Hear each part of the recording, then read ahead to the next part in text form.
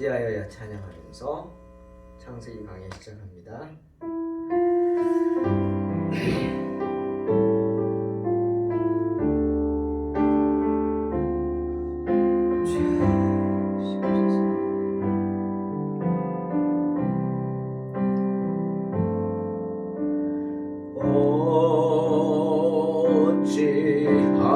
어찌하여야 그 크신 은혜 갚으리 무슨 말로써 그 사랑 참 감사하리요.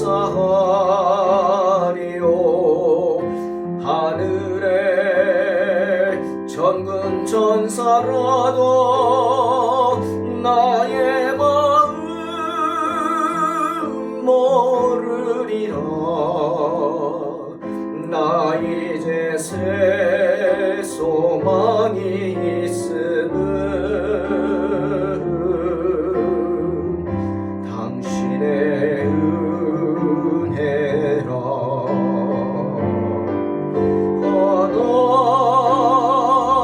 하나님께 영광, 하나님께 영광, 하나님께 영광. 날 사랑하신 주, 그 피로 날 구하사 죄에서 건지셨네.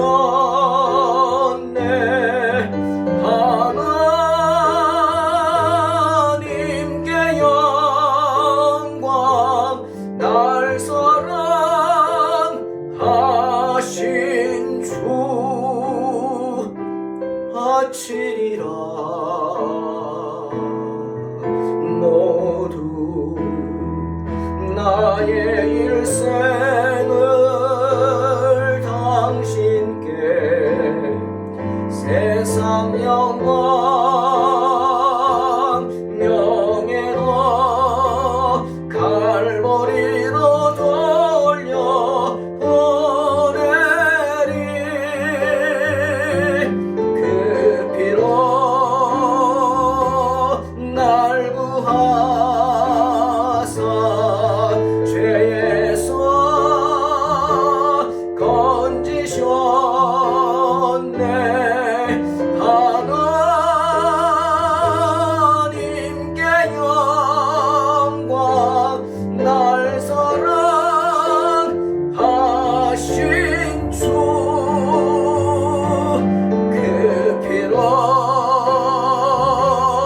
날 구하사 죄에서 건지셨네. 하나님께 영광. 날 사랑하신 주, 날 사랑하신 주.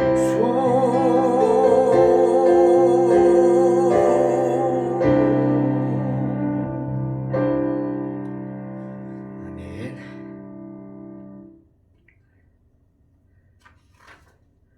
창세기 9장입니다. 8절로 11절.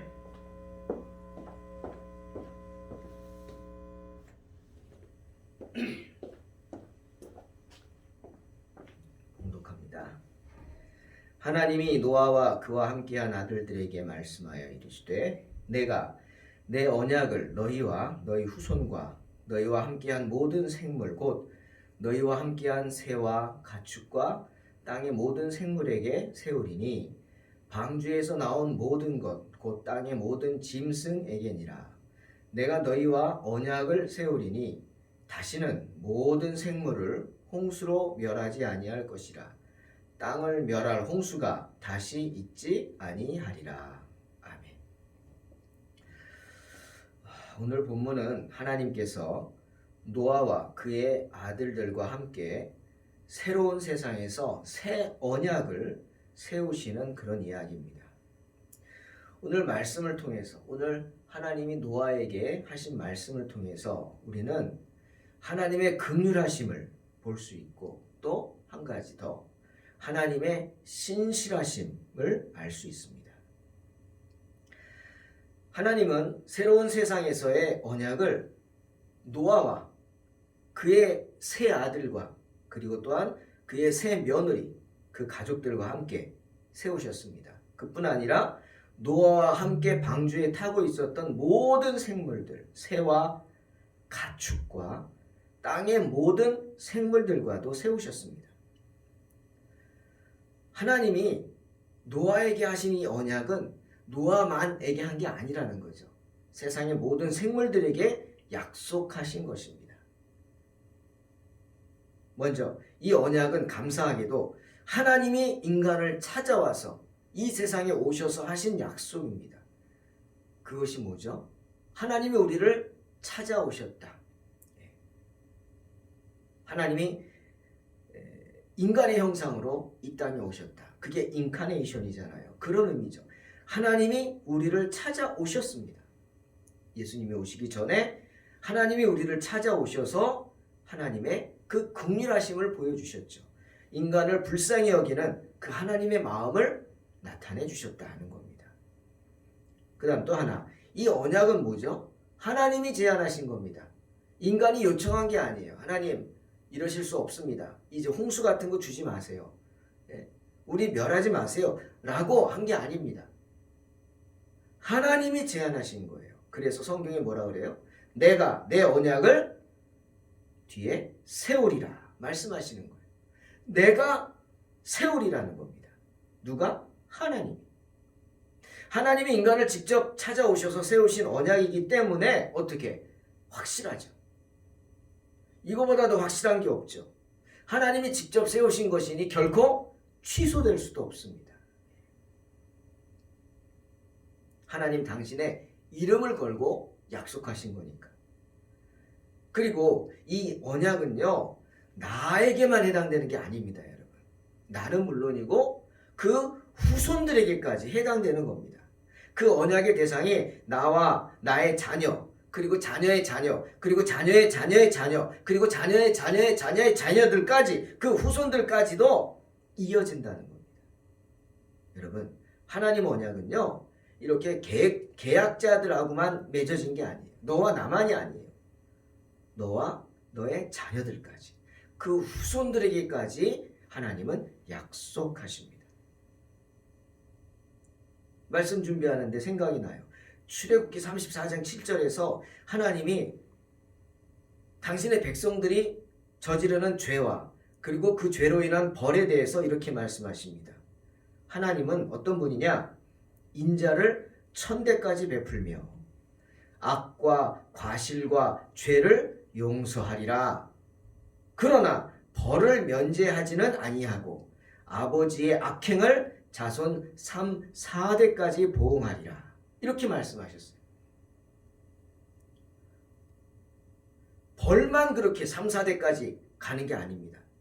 약속 또한 그들과 그들의 자녀들까지 뭐라고 그랬어요? 인자를 1000대까지 베푼다고 하셨죠. 네.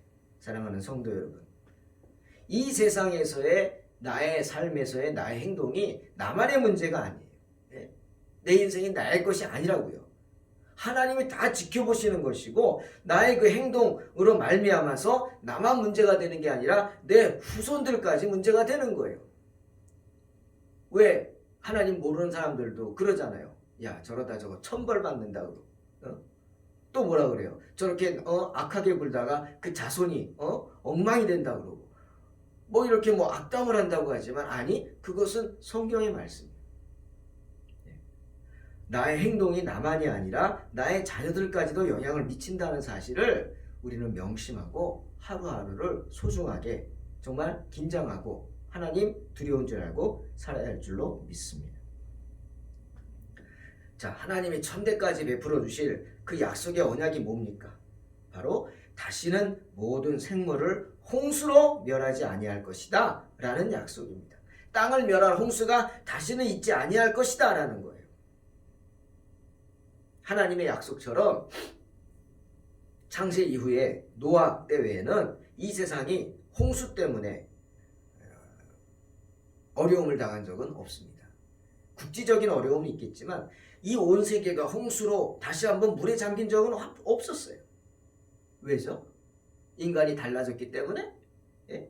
인간이 죄짓지 않고 경건하게 살았기 때문인가요? 아닙니다. 순전히 하나님의 은혜입니다. 인간은요, 노아의 때보다 더 악해지면 악해졌지 덜하진 않은 것 같아요. 예? 세상 돌아가는 거 보십시오. 더 악하면 악해지지 않습니까? 정말 사람이 저럴 수 있나 싶은 일들이 주변에서 일어나는 거 보지 않습니까? 두렵죠. 창세기 8장 21절에서 하나님이 노아에게 이렇게 약속하셨어요. 노아가 새로운 세상에서 그 땅을 밟자마자 하나님 앞에 번제를 드리고 예배드리며 찬양하며 하나님 앞에 나오는 모습을 보고 하나님이 너무나 기뻐서 그 번제 향기를 받으시고 이렇게 약속하셨어요. 내가 다시는 사람으로 말미암아 땅을 저주하지 아니하리니 이는 사람의 마음이 계획하는 바가 어려서부터 악함이라. 내가 전에 행한 것 같이 모든 생물을 다시 멸하지 아니하리라. 약속하셨어요. 신실하신 하나님은 그 약속을 지키셨어요. 인간을 긍휼히 여기시고 불쌍히 여기시는 하나님께서 부족한 인생들을 불쌍히 여기셔서 죽지 않고 살게 하신 줄로 믿습니다. 여러분, 멀리 생각할 것도 없습니다. 우리는 삼면이 바다로 되어 있잖아요. 바다에는 뭐가 있어요? 특히 서해안에 많죠. 밀물과 썰물이라는 것이 있습니다. 하나님은 하루에 2번 이렇게 밀물과 썰물을 통해서 바다를 막 움직이십니다. 그래서 바다가 상하지 않게 하시죠. 우리는 일본 쓰나미, 해저 지진으로 발생한 그 쓰나미, 큰 밀물이죠. 밀려드는 물길, 바닷물. 그것 때문에 무서운 재난 당하는 것을 봤습니다. 그처럼 밀물로 인해 밀려드는 바닷물이 하나님이 정해진 시간 동안만 정해진 위치까지만 옵니다. 우리는 그것을 압니다. 그래서 그것을 계산하고 나름대로 살아갑니다.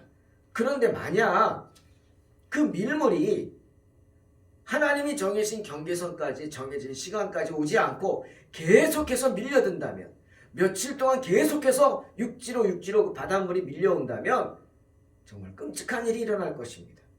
예. 그러다가 정말 온 세상이 바닷물로 뒤덮일지도 모릅니다. 그렇지 않습니까? 그런 생각 해보셨어요? 하나님이 붙잡지 않으시면 그 바닷물은 계속해서 밀려올 거예요. 하지만 태초부터 지금까지 밀물은 그렇게 오지 않았습니다. 정해진 시간에 정해진 높이만큼만 정확하게 밀려왔다가 밀려나갔습니다. 왜? 하나님이 붙잡고 계시기 때문이죠. 왜요? 바로 하나님이 인간을 긍휼히 여기시기 때문입니다. 신실하신 하나님께서 인간을 긍휼히 여기시겠다. 그래서 다시는 물로 심판하지 않겠다 하는 그 약속을 지키시기 때문입니다. 아멘. 사랑하는 성도 여러분, 신실하신 하나님께서 약속하셨기에 그 약속은 반드시 지켜질 것입니다.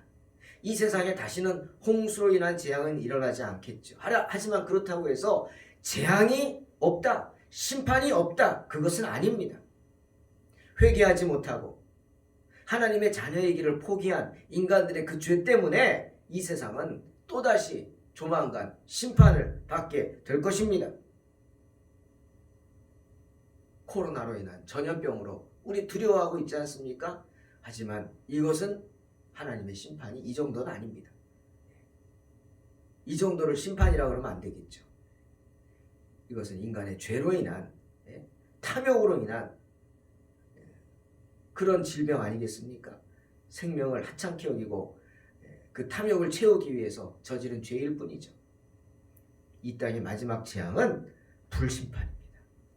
세상 종말의 심판은 물심판이 아니라 뜨거운 불심판입니다. 때문에 마가복음 9장 48절 49절에서 주님이 말씀하시는 거예요. 그날에 거기서는 구더기도 죽지 않고 불도 꺼지지 아니할 것이다 그랬어요.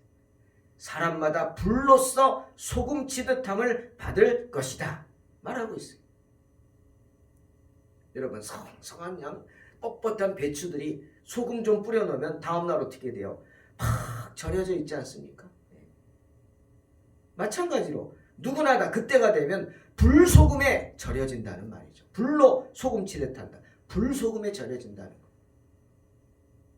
베드로도 이 세상에 불심판이 임할 것이다 분명히 말씀하셨어요. 베드로 후서 3장 6절 7절에서 그날에 물에 잠겨서 옛날의 세계는 멸망해 버렸습니다. 사실 하늘과 땅은 지금도 하나님의 말씀에 의해서 그대로 남아 있습니다. 그러나 하늘과 땅은 하나님을 배반하는 자들이 멸망당할 심판의 날까지만 보존되었다가 불에 타버리고 말 것입니다. 말하고 있어요. 또 베드로후서 3장 12절에서 하나님의 날이 임하기를 바라보고 간절히 사모하라. 그날에 하늘이 불에 타서 풀어지고 물질이 뜨거운 불에 녹아지려니와 라고 분명히 말하고 있어요.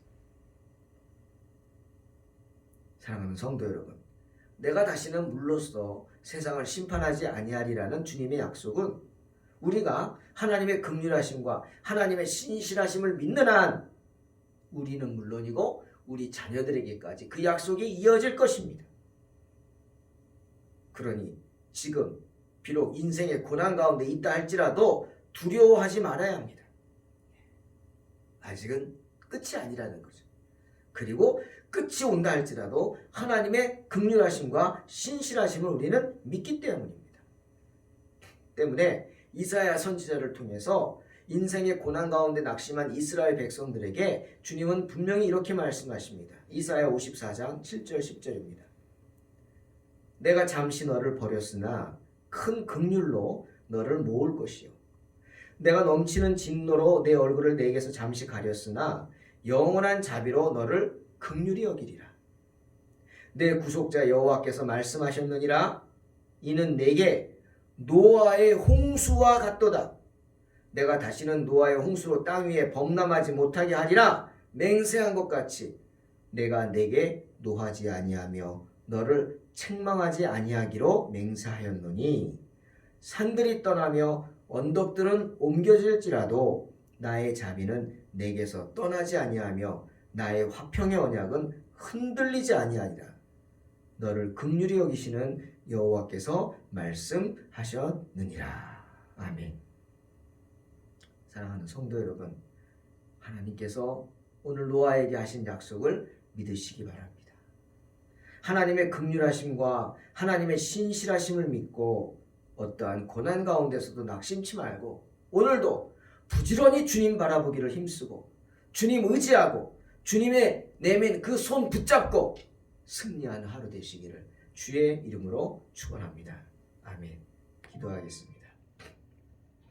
하나님 감사합니다. 어리석은 저희들 붙잡아 주셔서 능히 주님 은혜 가운데 거하게 하여 주시옵소서.